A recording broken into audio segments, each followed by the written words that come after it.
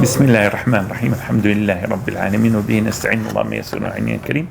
نكمل محاضرتنا السابقة في المحاضرة الثامنة عشر أو الثامنة عشر.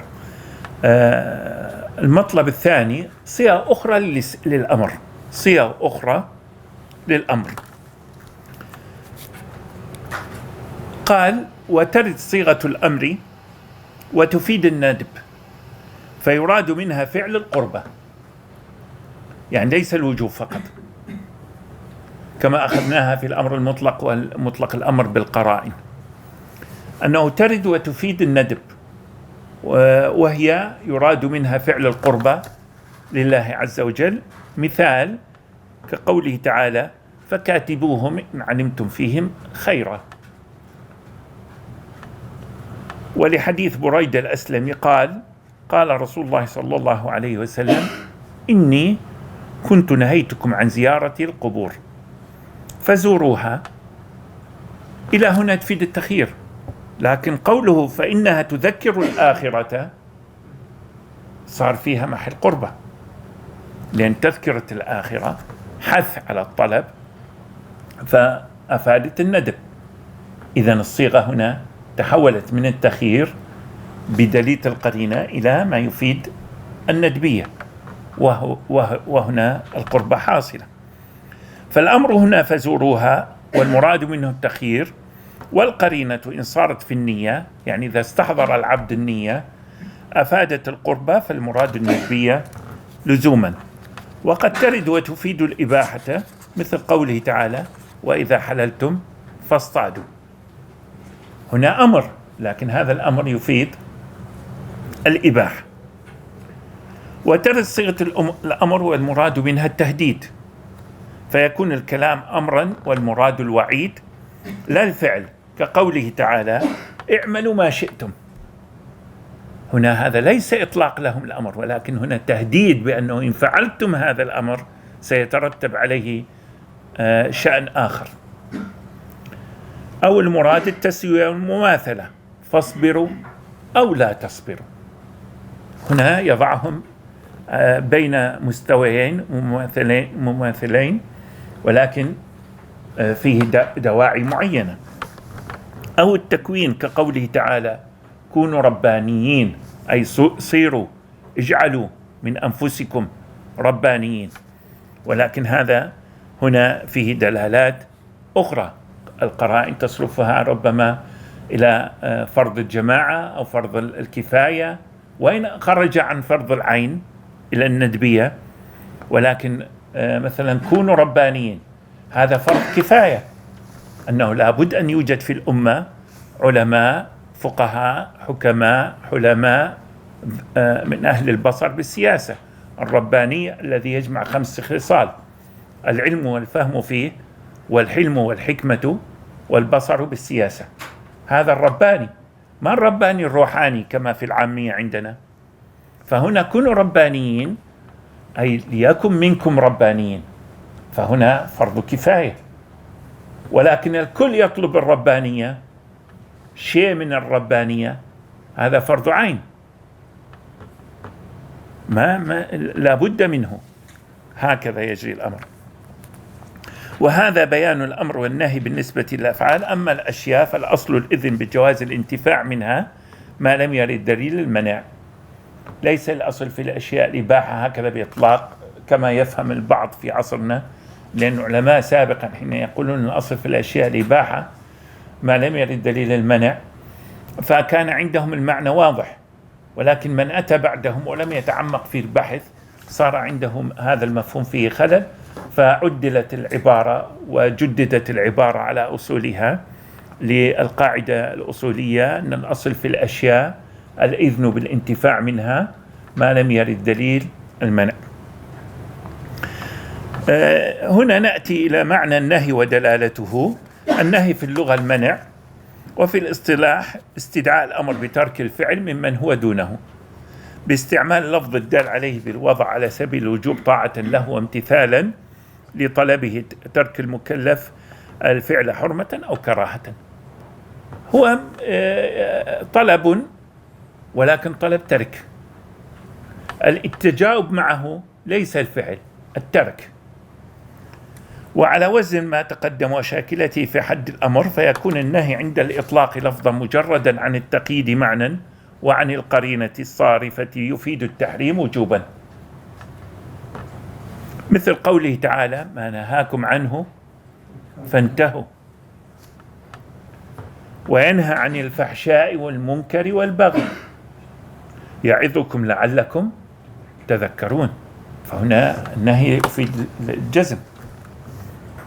ويدل النهي المطلق شرعا على فساد الفعل ذي الوجهين المنهي عنه أو بطلانه، يعني يمنع الاحتمال، فلا يعتد به في العبادات أو فيما عدا العبادات من الإيقاعات كالطلاق والعتق، ولا ينفذ في المعاملات لعدم موافقته الأوصاف الشرعية بما تخلله من ذلك، ولا أصول معتبرة له شرعا، وتفصيله في الفقه. وقد سواء وقع النهي عن المنهي عنه لعينه أو لغيره. لعينه الأول يدل على فساد العمل بالمنهي عنه وبطلانه، لأنه من النهي المطلق. والثاني وهو مطلق النهي تدل القرائن إلى أحد وجهي النهي أو التخيير، كالنهي عن العبادة بطلب تركها لعينها كصلاة الحائض وصومها، أو لأمر لازم لها كصوم يوم النحر والصلاة في الأوقات كراهة. مثال واضح إن شاء الله؟ واضح إن شاء الله. ويدل المنهي عنه لعينه في المعاملات كما في العبادات بأن يرجع النهي إلى أحد سبيلين. النهي يرجع إلى أحد سبيلين، هذه في المعاملات كما في العبادات. الأول إلى نفس العقد لعدم الأهلية كبيع الحصاد، وهو جعل إصابة الحصاد لما يراد بيعه بيعا قائما مقام الصيغة، فهو عقد غير معتبر لكليته، وذلك لفساد الصيغة التي تجري بجهالة العين قبل العقد، فلا يؤهل المكلف للانتفاع بالعين. وكما في حديث أبي هريرة نهى رسول الله صلى الله عليه وسلم عن بيع الحصاة وبيع الغرر. يعني الحصاة كيف البيع؟ الحصاة يمسك حصى ويقول أشتري ما تقع عليه الحصى بكذا ويقذفها، فهنا هذا مثل بيع الغرر والجهالة، بيع لا يعتد به. تمام. الثاني أن يرجع سبب النهي عنه لعينه في المعاملات إلى عدم المحلية لأمر من عارض يطرأ على العقد داخل فيه فيخل بركن من أركانه فيفقد أن يكون محلا صالحا للعمل به، كما في بيع الملاقيح، يعني ما في بطون الأمهات، هم أي بيع غرر تقريبا، وهي الأجنة في بطون أمهاته، لحديث عبد الله بن عمر رضي الله عنهما عن رسول الله صلى الله عليه وسلم أنه نهى عن بيع حبل الحبلة، فهو بيع معدوم أو مجهول. واضح المثال؟ واضح حتى تقرب الصورة. أما المنهي عنه لغيره فهو إما لأمر لازم له لا يتصور انفكاكه عنه، كما في بيع الربا كبيع درهم بدرهمين، فهذا لا يتصور انفكاكه، أو لأمر غير لازم له يتصور انفكاكه عنه كالوضوء بماء مغصوب. الماء يعني لا يخطر في الذهن أنه مغصوب، ربما موضوع الغصب غير موضوع، ما مثل موضوع الدرهم بدرهمين، هذا أمر لازم له، هذا أمر منفك عنه. وهذا في العبادات. أو كالبيع في وقت النداء من يوم الجمعة، العقد صحيح ولكن البائع والمبتاع آثمين أو آثمان. نعم. فهذه لا تدل على فساد أو بطلان منهي عنه بعينه، وإنما من جهة لحوق الإثم بالفاعل ورد الحقوق لا محالة، والتفصيل في المطولات. هذا فيه تفاصيل كثيرة. يعني هكذا الدرس أو المحاضرة المقررة انتهت إلى هذا الأمر، فإذا كان هناك سؤال حتى نتعامل معه إن شاء الله. وجزاكم الله خير. إن شاء الله ما تعبتم. لا بالعكس، مسرور بكم. شيخ رباني العلم والحلم والبصيرة هكذا بالترتيب: العلم والفهم في العلم، والحلم في الأداء، والحكمة في وضع الأشياء في مواضعها، والبصر بالسياسة. هذا في لسان العربي معنى الرباني هذا. هكذا ينقل الطبري وابن فارس في معجم مقاييس اللغة. الرباني هذا ما كان لبشر أن يؤتيه الله الكتاب والحكم والنبوة ثم يقول للناس كونوا عبادا لي من دون الله ولكن كونوا ربانيين بما كنتم تعلمون الكتاب وبما كنتم تدرسون. وهذه فيها دلالة على أن الدرس على قدر ما تحصيل ما يجب من الربانية فرض على كل مسلم. ولذلك التثقف في الثقافة الإسلامية فرض عين على كل مسلم أن يتعلم ما يقيم به دينه. يجب أن يتعلم، سواء تعليم أصولي مفكر أو تعليم تقليدي متلقي من الآخر متلقٍ. نعم تفضل. البصر في السياسة. البصر في السياسة رعاية الشؤون وتدبير المصالح. الإدارة يعني. لا السياسة أكثر من الإدارة. الإدارة جزء من السياسة، الجزء الفني من السياسة الإدارة. أما السياسة هي الرعاية بالحفظ والاهتمام والنظر في أعقاب الأمور إلى ما تصير. السياسة لها 3 أركان. الرعاية ركنها الأول هو الحفظ والاهتمام بركنين، الحفظ والاهتمام، والبصر بعواقب الأمور. هذه السياسة. لذلك السياسة تحتاج من الإنسان الإدراك السليم والوعي التام. الإدراك السليم لما يجب من الإيمان، إدراك السليم لما يجب من الإيمان، والوعي التام تدبير الإيمان في القول والعمل. ولذلك حين نعرف الإيمان كما عند الإمام الشافعي قال علم واعتقاد وقول وعمل، فتتم الرعاية بهذه الأركان ال4: علم واعتقاد وقول وعمل. فما وقر في القلب وصدقه القول والعمل، هكذا هذا الإيمان. كلكم راع وكلكم مسؤول عن رعيته، هذا المفهوم. أما الإدارة فهي الأمور الفنية في الرعاية والتدبير. يعني كانت بني إسرائيل تسوسهم أنبياؤهم. إن كانت بني إسرائيل تسوسهم الأنبياء، هذا في الحكم والدولة. كانت بني إسرائيل تسوسهم الأنبياء كلما هلك نبي خلفه نبي وأنه لا نبي بعدي ثم تكون خلفاء ففوا بيعة الأول فالأول إن الله سائلهم عما استرعى. قصدك الشيخ يعني فهمت البصر في السياسة في كل الشؤون الحياة، ليس في شأن الدولة ليس في شأن الدولة والحكم فقط. ولذلك قال كلكم راع، كلكم سياسي. الأصل في المسلم أن يكون سياسي، الأصل في المسلم. والذي لا يكون سياسي معناها هذا عالة غيره يرعاه، يعني هذا معناه. ولذلك في حديث أنس وأبي هريرة يقول صلى الله عليه وسلم إن الله سائل كل راع عما استرعاه أحفظه أم ضيع، حتى يسأل الرجل عن أهل بيته. فإذا الأمر هكذا. فالسياسة رعاية وتدبير. الرعاية الحفظ والاهتمام، والتدبير النظر في أعقاب الأمور إلى ما تصير. نعم تفضل. يكون فرق بين البصيرة والبصر؟ هو ممكن أن تقول هناك فرق، وممكن أن يعبر أحدهما عن الآخر نفس المعنى. البصيرة ما عندك تبصر به الآخر، البصر هو محل الرؤية.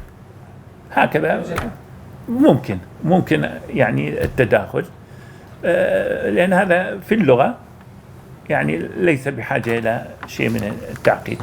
لكن البصيرة أوسع وأخص من البصر.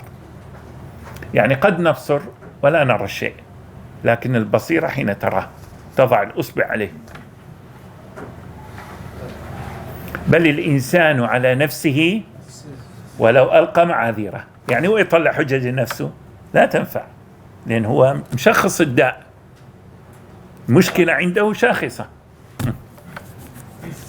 نعم تفضل. بالنسبة لصيغ الأمر نعم. بالتحديد الصيغة غير الصريحة، هل تدخل ضمن هذه الصيغة هذه الآية يوصيكم الله في أولادكم أو وصينا الإنسان بوالديه إحسانا؟